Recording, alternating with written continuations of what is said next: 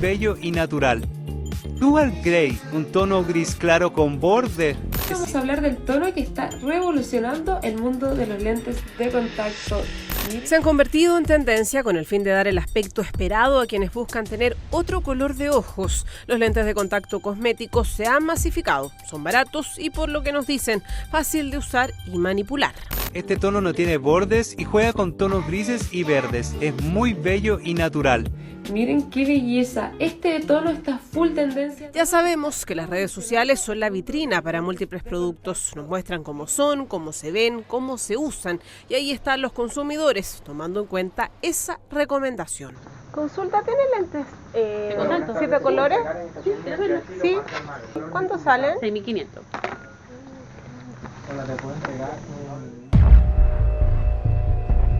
Pero el afán por lograr una nueva apariencia deja de lado o descuida lo realmente importante, nuestra salud visual. Y producen úlceras bacterianas, úlceras infecciosas por amebas, por hongos, y vamos al extremo, son pacientes que pueden perder el ojo. De eso y más les contaremos hoy en un nuevo capítulo de Lo barato cuesta caro. Para nuestra sorpresa, encontrar lentes cosméticos en el mercado es muy fácil. Es un candy brown, café con el contorno más oscuro. Sage green. ¿Y cuánto cuestan? 6.000. Ya. ¿Cuánto dura? 6 meses aproximadamente. 6 Va a depender meses. del cuidado que tú le des. Hay en internet y en comercio establecido físico. Basta darse una vuelta por locales de insumos de belleza para encontrarlos. Algunas marcas tienen catálogo. Ahí vienen en esa cajita. Mira, este se vence en el 26 del 8. Cuando uno lo coloca siempre va a molestar, porque es algo que tú le estás colocando nuevo al ojo. Va a Y obviamente- molestar. Exacto, Ya. obviamente es un plastiquito, digamos, que tú le estás poniendo Pero al es ojo. delgado. Es súper delgado. Cuestan entre 6.000 y 11.000 pesos. Algunos vienen con el líquido de limpieza. Con eso cuestan entre 8 y 11.000 pesos.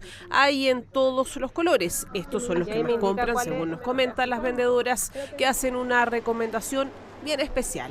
Tú lo abres, Ya. botas esta agua de limpieza, ¿Ya? lo metes en el estuche y le colocas nueva agua de limpieza.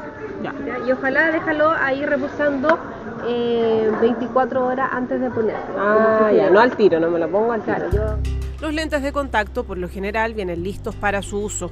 Compramos estos, más la loción limpiadora por 8.500 pesos. También estos en un molchino. Si miramos el empaque, no traen indicaciones claras de uso ni toda la información en español. Tampoco dice si están aprobados por la FDA en Estados Unidos. Que finalmente hay que asegurarse de que vengan efectivamente los filtros que corresponden y ver si están certificados por el ISP. No los usaría, por verme bonita no, menos si me van a hacer daño y más si no están certificados. No, tampoco, me encantan mis ojos. Pero, ¿qué podría producir un lente de contacto cosmético de estos tras un uso prolongado? El lente cosmético también tiene parámetros y también debe ser adaptado para cada ojo del paciente. Pedimos ayuda para determinar todo eso. Respecto de lo primero, supimos que los lentes de contacto no están bajo control sanitario. En relación con la medicina, usted va a una farmacia y le exigen una receta para todo, pero ese mismo producto lo encuentra en una feria cualquiera. Pasa lo mismo con estos dispositivos médicos, uno puede encontrarlo en cualquier lugar. Y entonces, claro, efectivamente su venta no está controlada, no solamente no está regulada, no está fiscalizada tampoco. En Chile no existe reglamentación. Actualmente solo hay 10 dispositivos médicos que requieren registro sanitario para importación, fabricación y venta, y en esa lista no están los lentes de contacto, ni ópticos ni cosméticos. El proyecto de ley Fármacos 2 busca regular varios dispositivos, entre ellos los lentes. Sigamos revisando. Otro efecto negativo que nos explican está en la hidratación. Nosotros tenemos un epitelio corneal que ya viene con células determinadas, debemos cuidarlas. En un caso grave, cuando el oxígeno no es capaz de pasar a nuestra córnea, ese epitelio puede verse afectado y a la vez la córnea perder luminosidad. ¿Qué decir de estas soluciones oftalmológicas? El líquido no protegerá a sus lentes de gérmenes y a sus ojos de una posible infección. O sea, nos venden un líquido para lentes que no los protege. Está claro entonces, todo está ahí, a la vista. No es necesario analizar cada producto, el envase lo dice y el reglamento también. Otra vez le decimos, compren con información en mano, porque lo barato puede salir caro. Se le conoce como el virus de inmunodeficiencia adquirida o VIH, causante de la infección de SIDA, lo que daña su sistema inmunitario, que es el que combate las infecciones, y lo que lo pone a riesgo de otras enfermedades. Aunque por los pasados años hubo una disminución de casos, ahora resulta que han vuelto a incrementar. En vez de disminuir, está aumentando. Nosotros como meta, ¿verdad? Como tratadores de esta condición, la meta de tanto de las guías por la cual nosotros nos guiamos hoy en día, valga la redundancia, es de disminuir o mantener un 90% más de supresión de la carga viral y control del paciente. Desafortunadamente no estamos logrando esas metas porque hay muchos contagios nuevos y personas que no se están diagnosticando. Ese aumento se debe a dos asuntos. Primero, que la conducta sexual se ha vuelto más liberal, lo que ha dado pie a un incremento en las enfermedades de transmisión sexual que los coloca a mayor riesgo de contagio, y en segundo, ha perdido el miedo a la enfermedad. En el 2022, la población de pacientes VIH, en su mayoría masculinos, era entre los 40 y pico, 50 y pico de años. Ya ese número está disminuyendo en edad. Ya actualmente los números de las personas entre 25 y 33 años sobrepasó esa edad promedio de 50 años. De las ETS en general por las conductas, el sexo sin protección, el no uso del condón, las personas ya le han cogido un poco menos miedo al contagiarse de VIH, no se están protegiendo. Hacerse la prueba es importante, sobre todo si usted es una persona que cambia de pareja, tiene sexo casual o practica la bisexualidad. 99% confiables. Son pruebas, lo que le llamamos tercera generación, que detectan anticuerpos en la sangre del paciente. Es un pinchacito como tomarse el azúcar a un diabético. Los resultados están en segundos. Obviamente si sale positivo uno le envía a hacer pruebas de cuarta a quinta generación en sangre para confirmar ese diagnóstico, pero esas pruebas han revolucionado el diagnóstico del VIH. Nosotros aquí en esta institución la ofrecemos gratis a todas las personas que vengan a hacerse las pruebas. Las guías señalan que si su conducta es de alto riesgo, la prueba puede hacerse anual. De lo contrario, 2 o 4 veces al año. Los tratamientos también han evolucionado a un medicamento al día y hasta la llamada PrEP, que previene la infección. Los tratamientos hoy en día son una pastilla, una sola vez al día. Hay tratamientos inyectables que duran 2 meses. Se están haciendo muchos estudios de inyecciones de mucha más larga duración, con efectos secundarios mínimos, interacciones casi cero con otros medicamentos. O sea que el paciente, si cumple con ese tratamiento, tiene una vida normal, como otra persona. Una vez se diagnostica, el tratamiento es de por vida. A medida que envejecemos, el cerebro pasa por procesos naturales de pérdida de peso y neuronas o atrofia. Después de los 40 años, cambia la vascularización, su tamaño y los procesos cognitivos. El cerebro pierde cada 10 años el 5% de su volumen y comienza a deteriorarse. La edad es un factor que no podemos combatir y es un factor que causa degeneración de los neuronas y del cerebro. Pero hay otros factores, el alcohol, el fumar, el ambiente, hasta accidentes, ¿verdad? O mala circulación que produce mala oxigenación, puede causar un mayor deterioro. Pero si nosotros podemos controlar y evitar esos factores que deterioran y permitimos que sea la edad sola el que contribuye a ese deterioro, el ejercicio a través de las nuevas investigaciones y la atención que se le está dando, aparentemente protege y disminuye ese deterioro. Varias investigaciones al respecto han demostrado el impacto de la actividad física, añadiendo salud y combatiendo las enfermedades en el caso del cerebro. El ejercicio estimula los procesos cognitivos, el humor y reduce las enfermedades neurodegenerativas. El ejercicio, cuando se practica de manera regular, produce unos químicos, al igual que inhibe unos factores del sistema inmunológico, que permiten dos efectos sumamente importantes.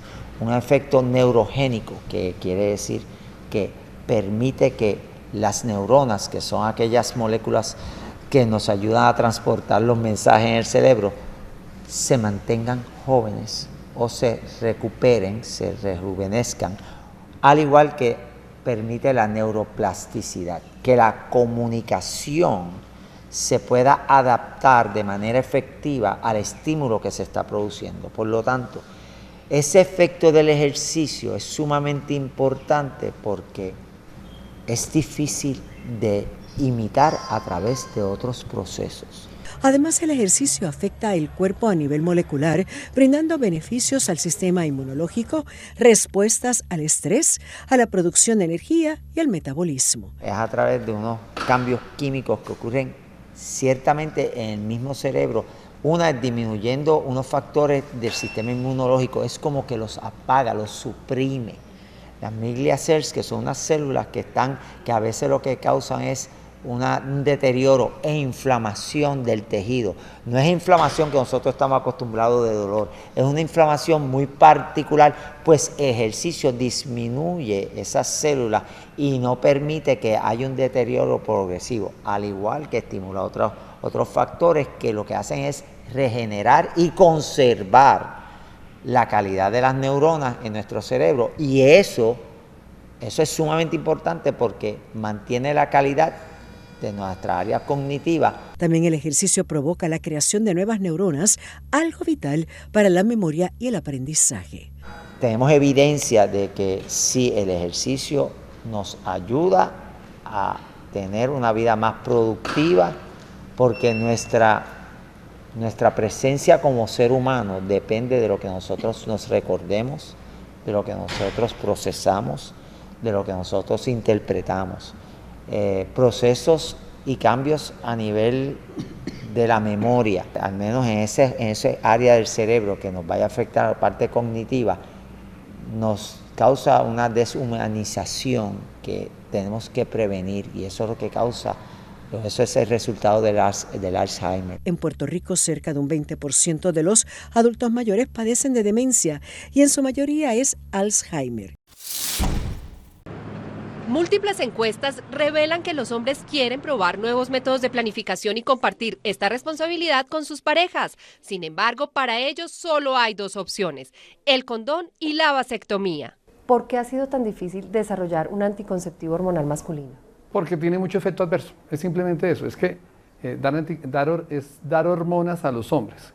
Entonces, eso implica no solamente la disminución en la producción de espermatozoides, sino que implica una alteración hormonal global. Entonces, este individuo posteriormente puede quedar con alteraciones testiculares a posteriori en el momento que quiera suspender la anticoncepción. Puede que sean transitorias como puede que sean definitivas. Entonces, esto es una situación que no se ha podido solucionar. Píldoras, inyecciones y hasta implantes han sido descartados debido a efectos secundarios importantes. Sin embargo, un gel que lleva varios años en investigación promete buenos resultados. Porque con este se encontró que con una progesterona que están probando, encontraron que había una muy buena reducción en los niveles de producción de espermatozoides, con una menor alteración en la capacidad del testículo de volver a engranar para producir de nuevo hormonas después de suspender.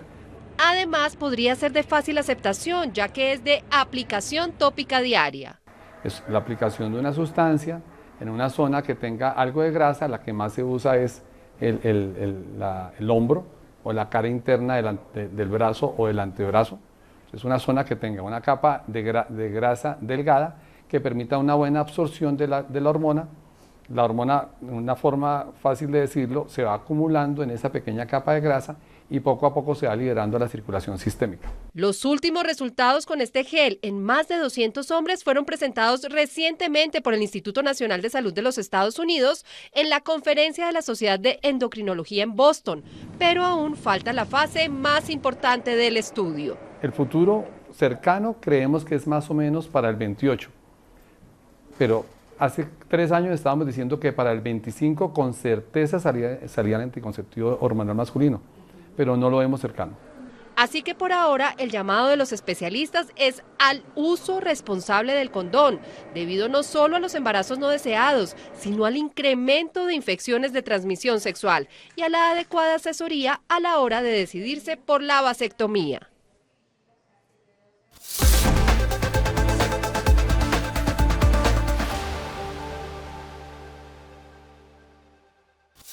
Continúen con la buena programación que tenemos en Telearuba. Nos volvemos a ver en una próxima emisión. Y yo soy Alejandra Forero, presentadora de Primera Plana, y quiero invitarlos para que ustedes nos sigan en las redes sociales de Telearuba para que tengan todos los días una dosis diaria de inspiración, información y entretenimiento.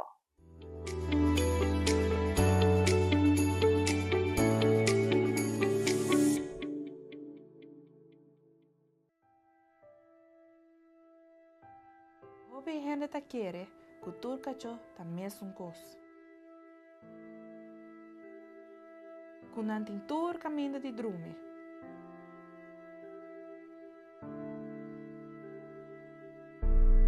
Inan por unga unda kuta.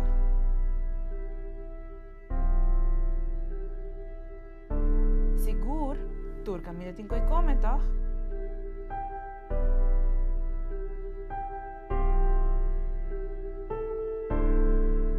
Pero en realidad está hopeleu.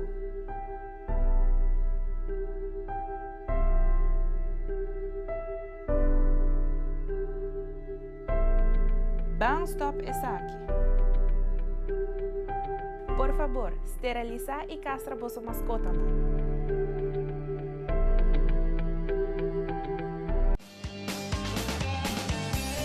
Nos Mainta, Turja Luna, Jaranson y Javierna, de nuevo para su norte Mainta. Repetición a tarde y su siguiente día, riba live streaming. Nos Mainta ta entretener, educar y informar. Nos Mainta, aquí na mes, na Telearuba.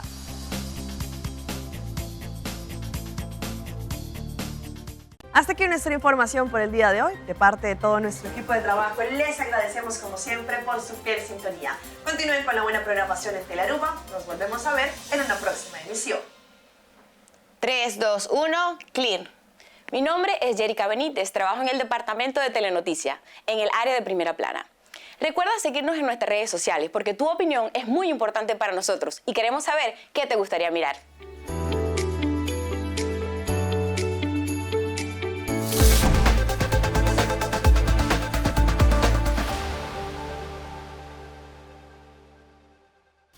Fueron decenas de artículos científicos publicados que los científicos analizaron para entender que el futuro que nos espera no es nada prometedor con el cambio climático y el calentamiento global, lo que irá en detrimento de la salud, mayormente respecto al cáncer.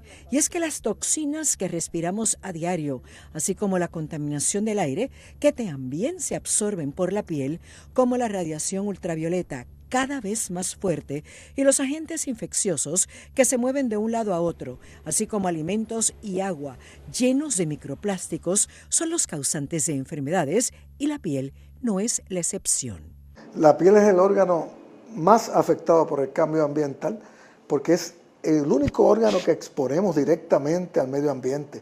Sí, el pulmón y los ojos andan también detrás de esto, son afectados grandemente también por lo que pueda entrar por la inhalación o por el contacto directo, pero no hay duda que la piel se afecta en todo el sentido de la palabra.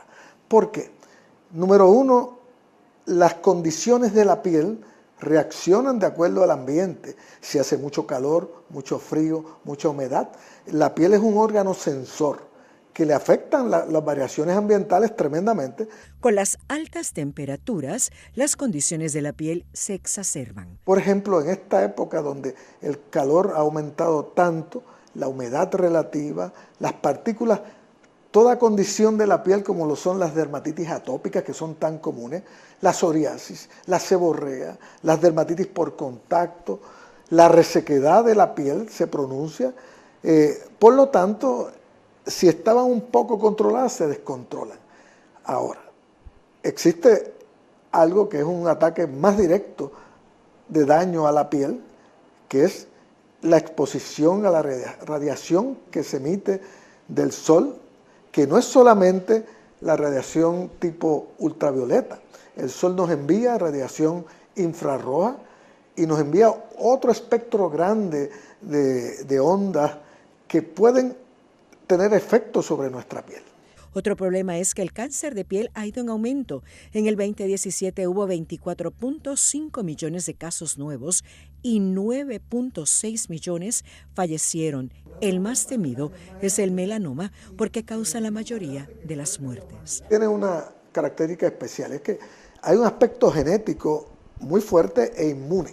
O sea, uno puede tener melanoma en áreas donde no haya cogido sol nunca, dentro de la boca, debajo de las uñas, en la planta. Pero la realidad es que nos puede dar en cualquier parte, pero hay un factor estimulante mayor, aparte de la genética, la herencia y lo inmune, es el ambiente, el sol. Así que la única parte que podemos prevenir del melanoma, que es el más peligroso, que si se riega puedes morir de él, es la parte ambiental, protegiéndonos del sol. El mayor problema que existe es que habrá más muertes, incluidas las de cáncer relacionadas con el clima, y los países no están haciendo lo propio para detener el daño. El enemigo más grande que puede tener la humanidad ahora mismo es el daño ambiental, que las naciones debieran unirse con esto, pero no lo hacen. Muchas están haciendo lo que les parece y no siguen las indicaciones para reducir las emisiones que dañan el ambiente. Hay que hacerle frente a la crisis climática.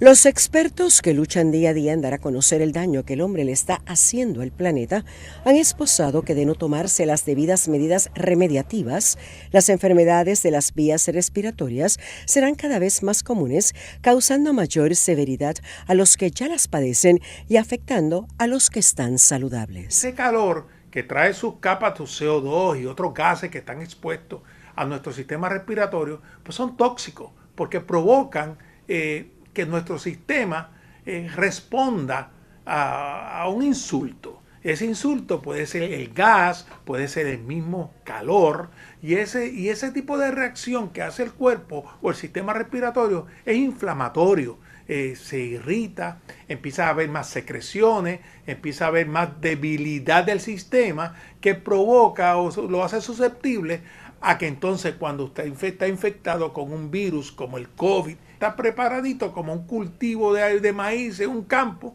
a que se reproduzca en el sistema de uno ese patógeno, esa infección.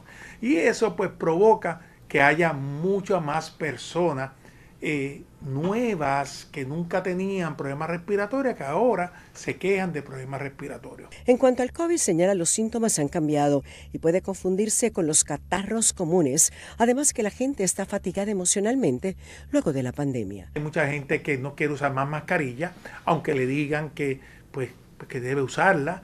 Hay mucha gente pues que no quiere ir al médico, que es un simple catarro que no se debe complicar. ¿Qué pasa? Si nosotros tenemos una sinusitis, un catarro, una congestión, nos sentimos un poco pesados, no nos sentimos normal, quizás un poco de dolor de cabeza, la primera reacción de la persona va a ser tomar algo over the counter, como le decimos, una medicina que le ayude a los síntomas, ya sea acetaminofén, ya sea aspirina o ya sea un jarabito para la tos, que uno compre en la farmacia y esto es un catarro y se quitó.